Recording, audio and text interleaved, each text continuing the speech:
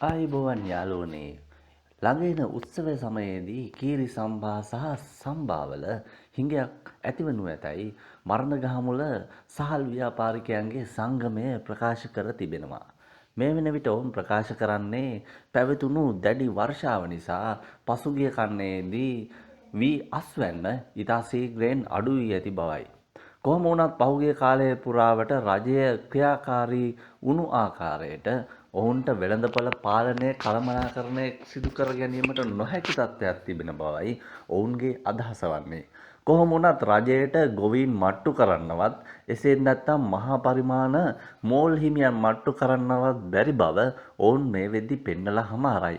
මේ වෙද්දි වෙළඳපළේ සෑම තැනම සම්බා කීරි සම්බා හිඟයක් වාගේම ඉදිරියේදී හාල් මිල රුපියල් 350 දක්වා ඉහළ යන බවකුත් ඉඟිපළ කෙරෙනවා. කොහොම වුණත් මේ වන විට වෙළඳපළේ ඉතා දැඩි සම්බා හිඟයක් පවතින බවයි අපට වාර්තා වන්නේ. උත්සව සමයේදී සිංහල හින්දු අවුරුදු සමයේදී හාල් මිල ඉහළ දැමීමටත් ඒ වගේම ඉතා දැඩි දුෂ්කරතාවලට පාරිභෝගිකයන් මුහුණ දෙනු ඇති බවටත් ඔවුන් මේ වන වටත් මත පළ කර අවසන්. ඉතින් රජයට මේ හාල් මාෆියාවත් එක්ක හැප්පෙන්න බැහැ කියලයි විචාරකයන්ගේ අදහස වෙන්නේ. ඔගොල්ලොන්ගේ අදහස කුමක්ද? විශාල මෝල් හිමියන්ට ඒ වගේම ගොවීන්ට මේ විදිහට පාරිභෝගිකයන් යට කරගෙන ජීවත් වෙන්න ඉඩ දීම සුදුසුද?